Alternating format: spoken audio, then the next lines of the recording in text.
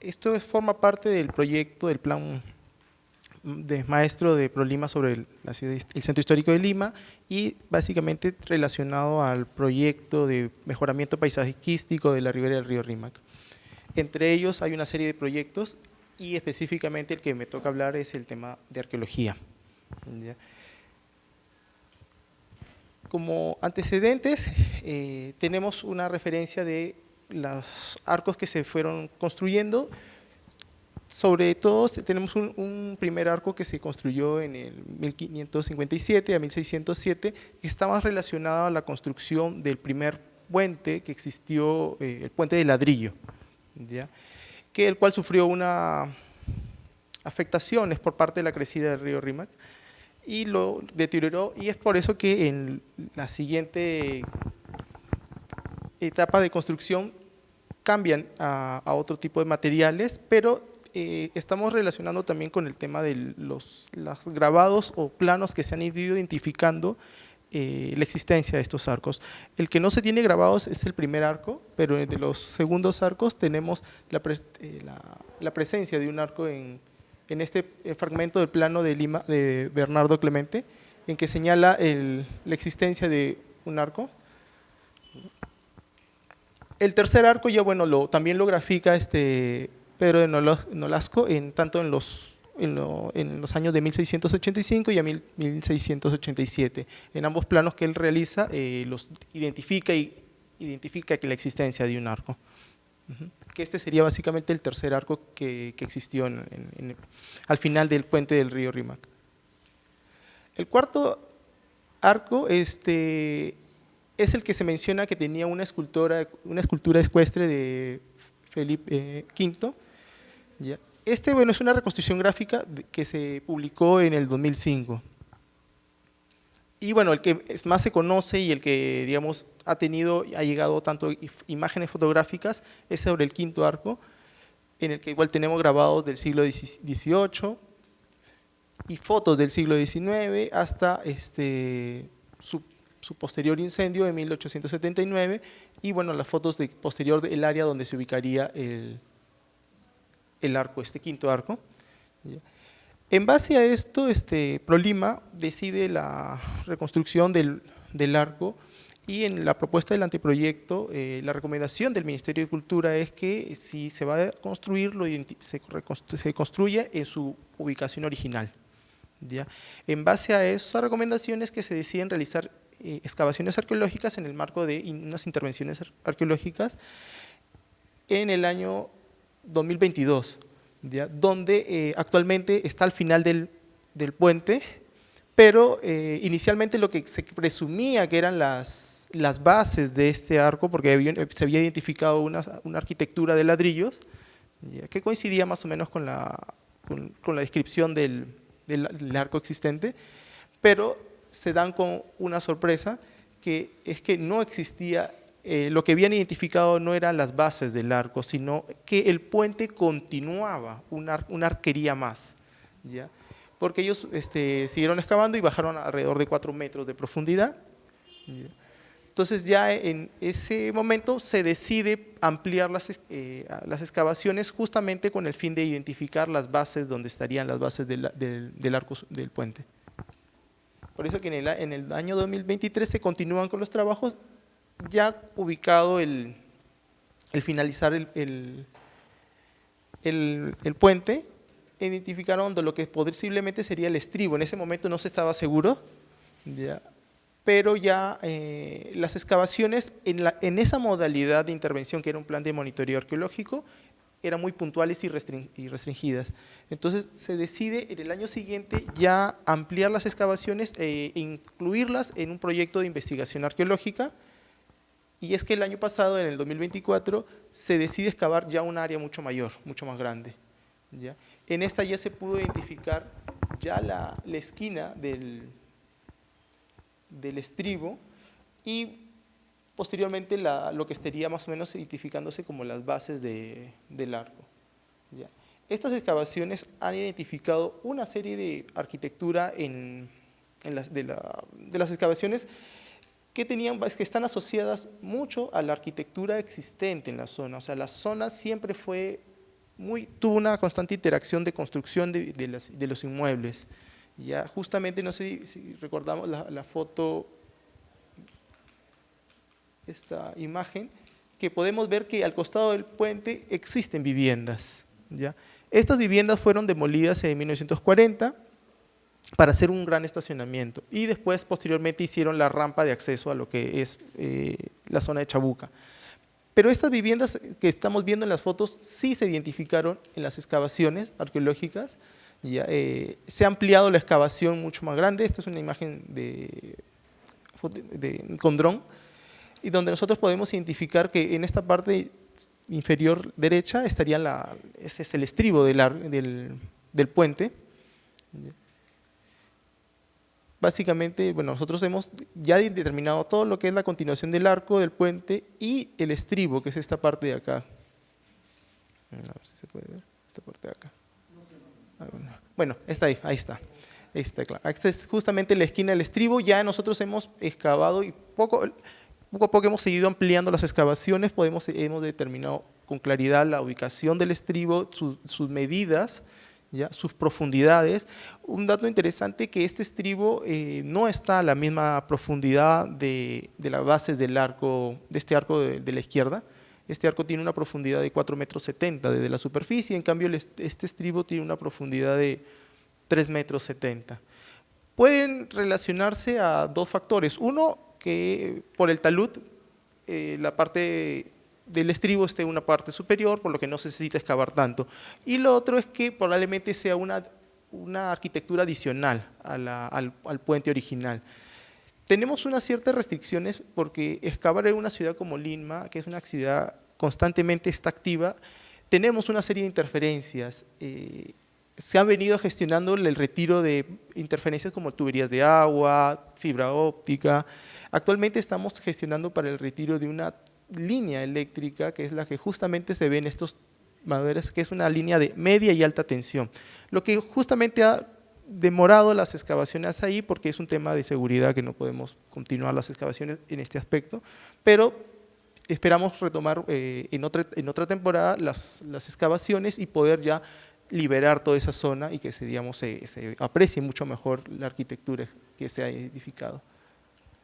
Bueno, esto básicamente es los trabajos de excavación que nosotros estamos identificando.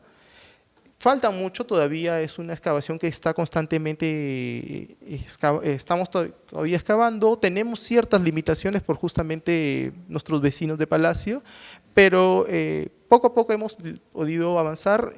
Lo ideal sería encontrar el otro estribo que está justamente en el otro lado de la calle, justamente donde está la vereda de Palacio, pero no dudamos que vamos a poder excavar en esa zona, para poder tener como la ubicación exacta de ambos estribos de las bases del arco del puente. Bueno, ahorita voy a pasar. Hola, muy buenas noches a todos. Gracias por la presentación. Bueno, primero que todo, presentarme, soy Diego. Soy el encargado del proyecto que está dirigiendo actualmente la viabilidad del proyecto del Arco del Puente.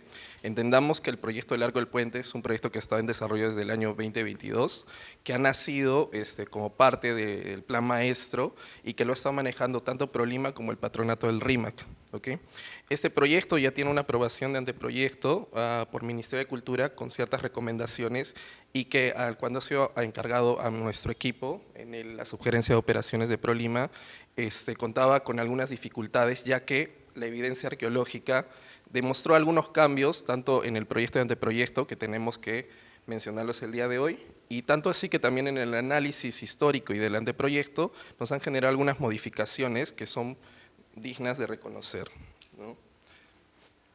Voy a hacer un resumen bastante rápido de lo que es el proyecto, espero no demorarme mucho. La idea de hoy día es darles una idea general de cómo estamos avanzando el proyecto en desarrollo, y durante el mes de agosto hasta finales de año va a haber presentaciones cada jueves para analizar cada tema preciso sobre el arco. Entendamos que a pesar de que es un elemento aparentemente simple, tiene muchas cosas que podemos quedarnos horas hablando, desde los ornatos, los ángeles, las campanas, etc.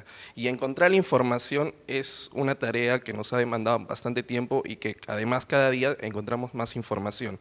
Tenemos también que entender que con los registros históricos que poseemos, el análisis que se ha hecho del arco ha sido a nivel fotográfico, ¿no? Las lecturas que tenemos y el archivo de cuentas de 1752 es muy poco, es muy vago, ¿no?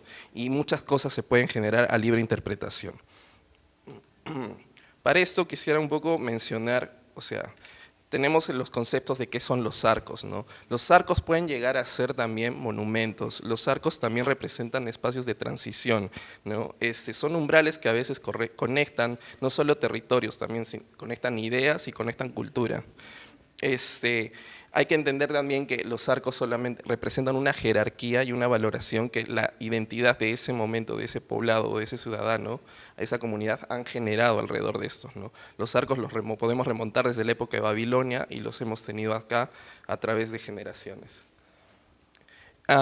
También recordar algo muy importante es por qué estamos reconstruyendo esto, ¿no? No es solo recuperar la identidad, es también analizar otras situaciones parecidas donde ha habido recuperación de monumentos, ¿no? Tenemos casos como en la Segunda Guerra Mundial, donde literalmente no teníamos más que un registro fotográfico o algún plano en los cuales comunidades han podido devolver sus patrimonios, ¿no? Como es el caso del Castillo de Varsovia o la Catedral de Dresde, ¿no? Ambos destruidos en la Segunda Guerra Mundial y reconstruidos posteriormente en el siglo XXI.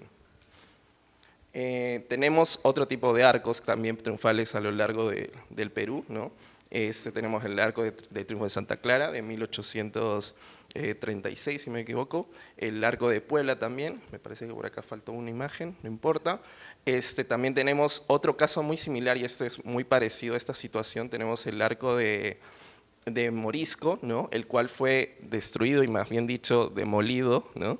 Para la ampliación de la avenida Arequipa, ¿no? Y ahora 28 de julio, en el cual hasta nos generó problemas internacionales, ya que era un regalo que se dio en su época y 20 años después lo estábamos demoliendo. Que tenemos la reconstrucción que ahora se puede en el Parque de la Amistad, ¿no? También hablar de otras situaciones un poco más raras, ¿no? Que podemos generarles debate, puede no gustarnos, tal vez sí, a nivel nacional se edifican otro tipo de monumentos, estos son del año 90 en Cusco, pero que a lo largo de este tiempo ha generado en la población cierta identidad y que ahora mismo, de molesto, guste o no guste, no generaría algo bueno en la comunidad. Lo mismo podemos hablar con la Torre Eiffel en su momento, ¿no? Que en su momento fue odiado, considerado un monstruo de la ingeniería, y actualmente no nos podemos imaginar París sin la Torre Eiffel, ¿no? ¿Por qué menciono esto? Porque el arco del Puente de Lima, por muchos siglos, ha sido un símbolo muy importante en la identidad del limeño. Y la recuperación de esto es muy importante para volver a reidentificarnos con eso, ¿no? Vamos para allá. Antecedentes, ¿no? Un poco que ya se habló anteriormente de la construcción del arco en su momento y de su deterioro. Sobre eso, voy a adelantarme un poquito, son las imágenes referentes que siempre tenemos, ¿no? Las que más nos han llegado del siglo XVII y siglo XVIII, y mayormente interpretaciones, grabados, pero lo interesante acá, y me detengo un momento para leer, esta es una nota periodística del diario El Comercio del 13 de abril del 1879, que relata el acontecimiento cuando el arco fue incendiado. Dice, más o menos a las 2 de la mañana se declaró un incendio en la pastelería situada en la esquina de los Desamparados, casi al lado bajo derecho del arco del puente. El fuego tomó grandes proporciones antes de que se hubiera tratado seriamente de extinguirlo. En el costado derecho invadió la casa alta de la familia Ercelles y amenazaba ya el almacén de abarrotes del señor Gandolfo, en el cual había petróleo y otras materias inflamables, ¿no? Una vez en la plazoleta de los Desamparados, las compañías de bomberos, la Salvadora, se encontraron en el inesperado tropiezo de que no había agua. De suerte, durante no un pequeño espacio de tiempo, tuvieron que ser simples espectadores de lo que pasaba. Yo lo pude haber leído hoy día y podríamos estar hablando de Barrios Altos. Entonces, la comunidad, desde ese tiempo hasta ahora, en Lima seguimos teniendo situaciones, ¿no? de desorden, ¿no? Situaciones de incendio que ocurren actualmente y que se repiten. Y lo más curioso de esta nota es que al día siguiente, el mismo diario, el 14 de abril, dice: la municipalidad está resuelta a reedificar inmediatamente esta obra, pero el estado actual de las rentas de esta corporación, cuyas obligaciones han aumentado con los deberes de cumplir con las circunstancias actuales, no le permiten realizar esta obra con la prontitud que ella requiere. ¿Por qué? Porque estábamos en plena guerra con Chile, ¿no? Entonces, obviamente no fue de interés nacional ni municipal en ese momento, pero sí había la intención de devolverlo, ¿no? No fue así hasta la ampliación que hubo de Palacio de Gobierno, en el cual bajaron el templo de Desamparados, la plaza de Desamparados, y hicieron la ampliación que tenemos actualmente, los jardines, ¿no? Posteriormente la playa de estacionamiento. Bueno, siguiendo con el análisis arquitectónico, en el anteproyecto, como les mencionaba, teníamos un archivo de cuentas, pero en este archivo solamente nos indicaban materiales, madera cuánto, ¿no? Fierro tanto, vaya ustedes a ver si realmente lo usaban o realmente dónde lo usaban, ¿no? Entonces era muy vago. El análisis que se ha hecho para determinar la escala y la proporción ha sido a nivel fotográfico, ¿no? Se ha tenido que datar más o menos la escala, digamos, del templo en relación al templo, la casa de al lado, y de la casa de al lado la proporción estimada que podría tener el arco, ¿no? En base a eso se saca un estado de proporciones, considerando que siempre una fotografía o un grabado tiene un error, ¿no? Pero en base a ello hemos podido analizar a nivel anteproyecto, ¿no?, las dimensiones que el arco podría tener, ¿no? Esto va a ser constatado justo a inicios de este año, con la exploración que se hizo arqueológica del vestigio del estribo y la precimentación del arco, el cual ha generado las proporciones ideales y óptimas que debió tener el arco, ¿no? Justo hablando de ello, esta es la nueva ubicación, producto de las intervenciones. Acá se puede notar lo que comentaba el arqueólogo Juan Carlos, el hallazgo del estribo izquierdo. Comentar que este estribo pertenece más a un sistema estructural del puente de piedra. El puente de piedra, si vemos ahí en una arquería, es la que se encontró donde se esperaba encontrar cimientos del arco, pero no, encontramos un arco inferior que le llamamos, que es continuación de la arquería del puente de piedra, y este estribo funciona como un elemento estructural de soporte tanto del talud como del arco para que no se deflecte, ¿no? Por tanto, también consideramos que fue utilizado este estribo como para colocar el arco encima de él, ¿no? Al final, por favor, si no nos vamos a demorar. Asimismo, aquí en un corte podemos ver cómo fue posicionado a nivel anteproyecto a la viabilidad de hora del expediente, la posición actual del arco, ¿no? Fue un replanteo, se tuvo que analizar nuevamente toda la información a nivel de arquitectura e ingeniería. Asimismo, hubo una reinterpretación del ornato que se ha dado. De esto vamos a tener una charla muy específica porque hay muchos elementos. Hemos comenzado a catalogar primero y a codificar cada elemento ornamental que hemos podido detectar mediante las fotografías y los registros, y a cada uno se ha comenzado a hacer la interpretación debida, ya que en un inicio el proyecto no estaba considerando algunas necesidades que tienen estas piezas, no son simples cornisas, tienen temas de funcionamiento, no tienen goteros, ¿no? Entonces, ese tipo de consideraciones se han tenido que tomar, hace un trabajo que ha demandado bastante, y esto también va a ayudar a la futura construcción del arco, porque ya podemos generar las cartelas necesarias para el diseño, ¿no? Cada elemento ornamental ha sido diseñado, ¿no? Una imagen clara del anteproyecto, para que tengan una idea de cómo era, es la reconstrucción que tenemos del arco aquí en maqueta. Pero si se van a acercar al final a la otra mesa, podrán observar los elementos que ya se están desarrollando con el equipo de escultores de ProLima, las interpretaciones a medida y escala de la verdadera interpretación que creemos, ¿no?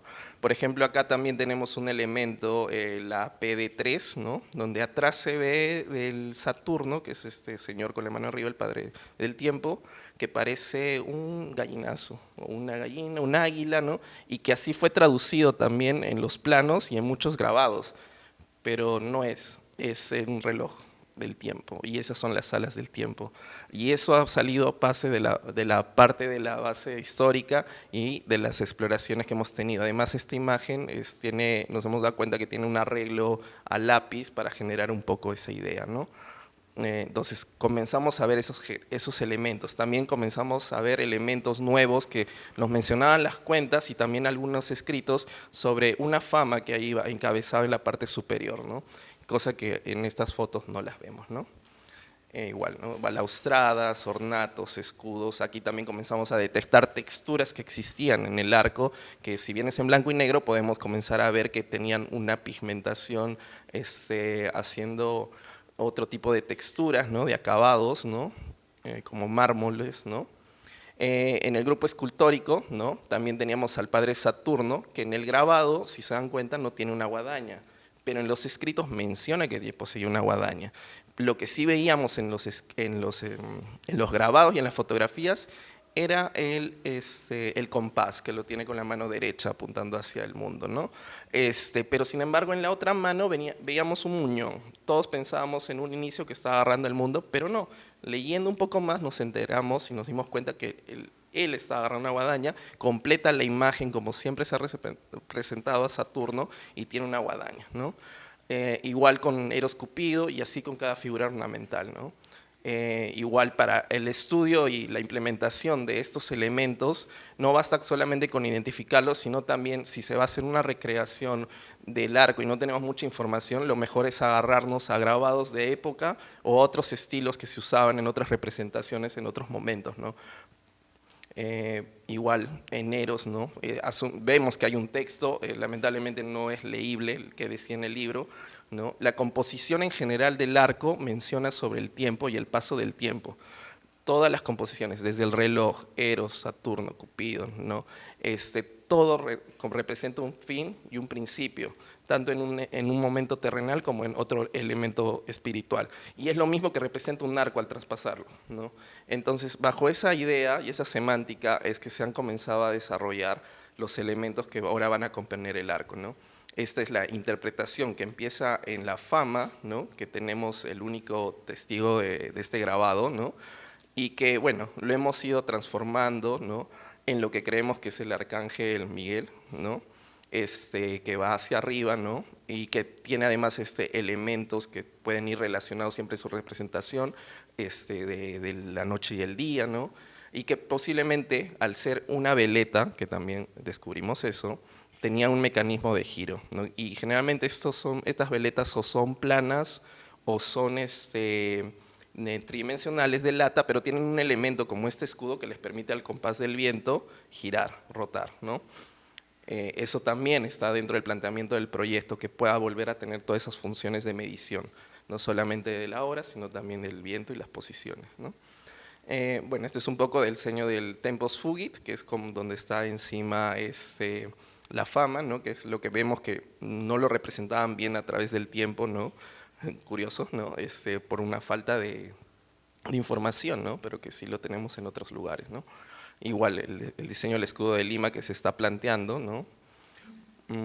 Los orbes también hay que entender que son dos orbes que corresponden a diferentes situaciones. Uno es la esfera celeste y la otra es la esfera terrestre. En la esfera celeste tenemos más lectura del tiempo, en este caso hablamos del zodiaco, ¿no? De los zodiacos, y en el otro simplemente es una representación de la Tierra, ¿no?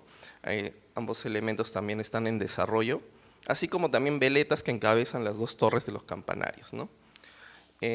También teníamos información a través de esta foto de muy alta calidad, ¿no? Y información histórica de la placa que teníamos de Conde Superunda del momento de la restauración, ¿no? Ahí está el escrito, lo pueden leer, ¿no? Y que también se piensa ponerlo nuevamente como parte de su recuperación, ¿no? El reloj de San Pedro, bueno, estamos haciendo la referencia a la iglesia de San Pedro porque tenemos un texto igual que se dice que cuando se malogró el reloj, lo reemplazaron por un reloj similar o uno de San Pedro, el cual era retroalimentado con un cristal de vidrio. No hay más información, más de la que vemos, ¿no? Entonces, es complicado al momento de que uno enfrente este tipo de proyectos sin mucha información. Hay que tener mucho cuidado y hay que tener que ser muy criterioso y acompañarse no solamente de una persona, sino de muchas personas, tanto historiadores, restauradores, como conocedores del tema, para poder tomar decisiones, ya que no estamos no es un elemento tan fácil como imponerlo a través de una persona. Estamos hablando de que es la identidad de varias personas, es de una comunidad. Tenemos que ser muy cuidadosos en la elección y cada punto, cada elemento está siendo tratado de la mejor manera, ¿no? Por eso queremos que en cada charla se hable de cada uno de estos elementos a más detalle, ¿no? A lo mismo que el campanario. De los campanarios no tenemos mayor información, ni cuántas campanas. En las fotos vemos 2, 3 campanas.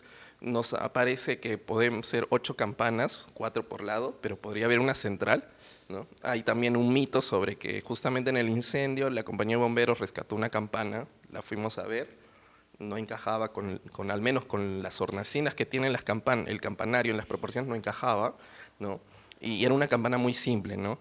Entonces, si vamos a hacer nuevas campanas, ¿por qué no hacemos campanas que tengan que ver con un poco más de la semántica que nos habla el arco, que es el tiempo, ¿no? A través del tiempo también tenemos el tema de los arcángeles, del fin del mundo, del apocalipsis, ¿no? Entonces, en base a eso, nosotros estamos haciendo una interpretación de cada arcángel, ¿no? Que son los arcángeles de las órdenes, ¿no? De cada momento, en los cuales vamos a establecer además un orden sonoro a través de estos, ¿no? Ya que tenemos 10 campanas dispuestas, en realidad con 8 nos bastaba para hacer una octava y poder crear una melodía que vaya acorde a momentos indicados del día, ¿no? Acá son algunas de las alternativas, son los grabados de los arcángeles con sus atributos y alguna palabra o alguna frase en latín que mencione, digamos, los acontecimientos más importantes del arcángel o referencia a los arcángeles, ¿no? Bueno, ese es un poco breve de lo que vamos desarrollando. Para el arco, además, si bien aún no está en desarrollo, es por motivos más que todo no legales, porque contamos con toda la autorización para las exploraciones arqueológicas. Lamentablemente, Palacio de Gobierno nos ha limitado continuar con nuestras acciones de excavación arqueológica. Por lo tanto, si nos limitan las excavaciones arqueológicas, no podemos seguir planteando o tener mayor desarrollo en el proyecto del arco, porque necesitamos toda la evidencia necesaria para disponer nosotros también en las condiciones indicadas para su construcción, ¿no? Dentro de esa línea, nosotros hemos hecho estudios de georradar, porque ya que no podemos excavar, pues hagamos estudios de georradar. Hemos podido saber de que este estribo, que solo tenemos una esquina, continúa, ¿no? Más o menos por donde nosotros habíamos proyectado, 17 metros de largo, continúa ese estribo, es la línea cuadrada blanca ahí en la primera foto y está negra. Y también nos ayuda a saber las interferencias que un proyecto puede tener, ya sean las vías del tranvía que pasaban anteriormente por ahí, líneas de agua, de luz, etcétera, para nosotros de una vez ir agilizando los procesos con las entidades para poder nosotros desarrollar el proyecto en un futuro.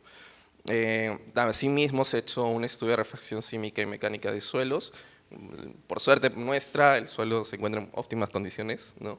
A lo mismo se va a hacer un estudio para los estribos, ya que la idea del proyecto es utilizarlos para nosotros poder realizar el proyecto del arco encima de ellos, sin dañar las evidencias que se han encontrado.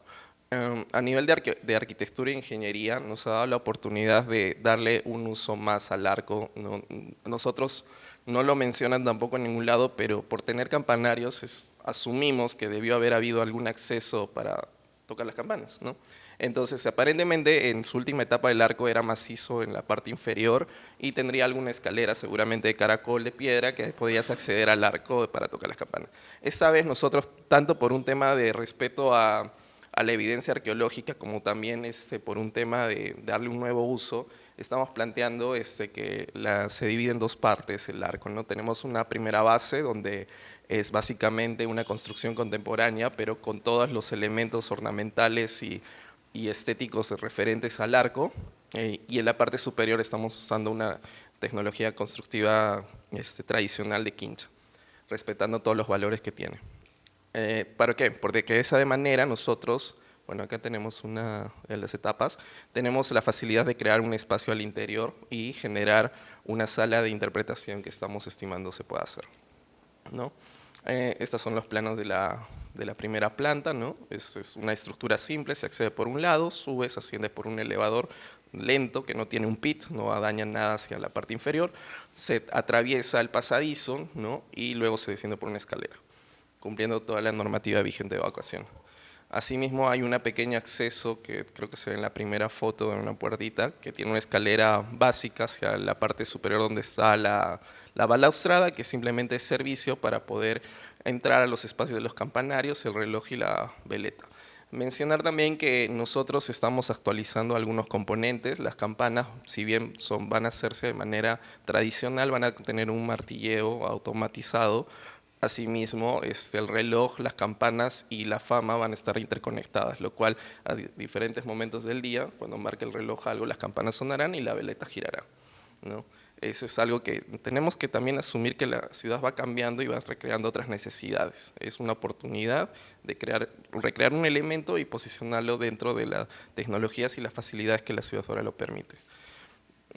Bueno, acá es un poco más el detalle del primer nivel, ¿no? El acceso por elevador del lado izquierdo y la bajada por una escalera regular, ¿no? Acá hay un poco más de detalles. Sobre el anclaje a nivel estructural, se ha analizado en qué nivel esta estructura obviamente podría tener una afectación a la cimentación hallada del estribo. Lo que se ha condicionado es que se hace una placa de concreto armado con unos listones, llamémosle metálicos, con cal, que se van a anclar al relleno. Entendamos que el estribo encontrado solamente tiene un enchape de piedra moldillada, que es el cual denota el mayor valor. Y en la parte interior, si bien es valor a nivel estructural, estamos hablando que es cal, ladrillo chancado y el canto rodado, ¿no? Es un apermazado, tiene consistencia suficiente como para soportar con estos anclajes y sin dañar todos los elementos que están decorando, digamos, parte de este estribo, ¿no? Estaríamos regresando a su función, a la función funcional que tiene el elemento, vale la redundancia, ¿no? Considerando también que estamos liberando la vía por donde pasan los autos, ¿no? A ver. Y en el segundo nivel, pues ya un sistema tradicional de quincha que seguramente muchos conocen aquí, ¿no? Que tiene los pies derechos de 5 por 5, ¿no? Un revestimiento de caña con barro y un revestimiento final de cal, ¿no? El cual ya se ha condicionado para que encaje con esta otra estructura. Sobre lo que se piensa hacer en la sala de interpretación, hacer un espacio pequeño, lo que se ha optado es por tener una sala inmersiva, ¿no? En el cual este espacio, a través de la tecnología y proyecciones, podamos ampliarlo, ¿no? Y simular estar en otro lugar. La idea, en principio, es regresar a una Lima antigua y a través de este viaje en el tiempo, ver tanto el Rimac como el Lima antiguo, ¿no? Cómo se vería en esos tiempos, ¿no? Que hay algunas ideas conceptuales de lo que se piensa realizar, ¿no? Bueno, esto ya lo mencioné. Sobre la propuesta de color, ha estado circulando las imágenes que tenemos del arco, son del anteproyecto aprobado. Estas colores tengo entendido que salieron como parte de una investigación de colores del tiempo del arco, ¿no? Estos amarillos, ¿no? Estos medios cafés. No tenemos una data fidedigna de cómo serían los colores, tenemos una interpretación de las texturas a través de las fotos en blanco y negro. Entonces lo que se ha optado es asimilar unos colores que vayan acorde al entorno y a la evidencia más cercana que tenemos, ¿no? Tanto de las estructuras que tenemos actualmente como de las pigmentaciones que se han podido encontrar, algunas en la base del estribo del arco, que será motivo de otra presentación. Asimismo, bueno, este es el cronograma que igual me gustaba mostrarlo, el cronograma ideal de trabajo que teníamos planteado. El proyecto iba a empezar el 12 de mayo. Debido a las interferencias que hemos tenido con Palacio y a la continuidad de las exploraciones arqueológicas, ya estamos julio y aún no podemos empezar con el proyecto. El proyecto además se iba a consignar Prolima y la municipalidad ya cuenta con todo el dinero, ¿no? Y todo el presupuesto que ya ha sido asignado además para la construcción del arco, el cual iba a terminar en una fecha no máxima de 6 meses. Lamentablemente esto no puede continuar hasta que se pueda liberar el tema de la seguridad de Palacio, que no nos deja hacer el trabajo, ¿no? Comentarles sobre eso, que nosotros contamos con los permisos tanto para las exploraciones arqueológicas a nivel del ministerio y a nivel municipal para las interferencias de vías, y que se ha dado alternativas a Palacio, porque básicamente el tema en discusión es la seguridad del Estado a través del acceso vehicular que tienen ellos a su playa de estacionamiento. Playa de estacionamiento que he de mencionar es pública, ¿no? Que se ha asumido que es del Estado porque simplemente ellos controlan el espacio, ¿no? Y que nosotros hemos garantizado además un tráfico fluido y hasta ahora no tenemos una respuesta ni a favor ni negativa. Simplemente trabas al momento de nosotros trabajar en la zona, ¿no? También, bueno, aparte de esas, digamos, políticas, ¿no? De esas trabas políticas, tenemos otras trabas a futuro que también las estamos manejando, que son las interferencias. Nosotros, sorpresa grande en la exploración arqueológica, encontramos debajo del arco, el arco inferior que hemos encontrado del arco de puente, una línea de alta y de media tensión, que aparentemente se hizo en los años 90, 96 me parece, 98, y que ellos han sido los primeros en atestiguar el arco inferior, y no había registro tal. No ha sido hasta que nosotros hemos enterado y hemos visto, mira, han usado el arco para pasar por debajo, ¿no? Fue una sorpresa un poco ingrata, ¿no? Y de verla, y que ahora nosotros estamos contemplando la reubicación de esta línea, porque es de alta tensión, en otro punto, ¿no? No es un trabajo fácil, esto seguramente va a tomar un par de años, esperemos que no, ya que también hay que considerar que el arco es un eje, es una primera piedra, yo diría, de una rehabilitación de toda la zona de Chabuca. ProLima viene desarrollando tanto como el río, con el proyecto del río de Chabuca, toda la Alameda, una recuperación, y también del puente de piedra. Entonces entendamos que si bien el arco de momento está impuesto, es parte de un proyecto integral mayor, ¿no? Que va a requerir justamente que se solucionen estos temas de interferencias para poder continuar, ¿no? Aquí están, digamos, los trabajos que se hicieron preventivos con las interferencias de luz, ¿no? Las interferencias de plus, perdón. Se hicieron también trabajos de apuntalamiento de estas redes, ya que se encontraban en estado de colapso, ¿no? Y bueno, eso sería básicamente mi presentación el día de hoy. Espero que me puedan dar sus consultas y en otro momento también, cuando hablemos algún tema específico, podamos encontrarnos.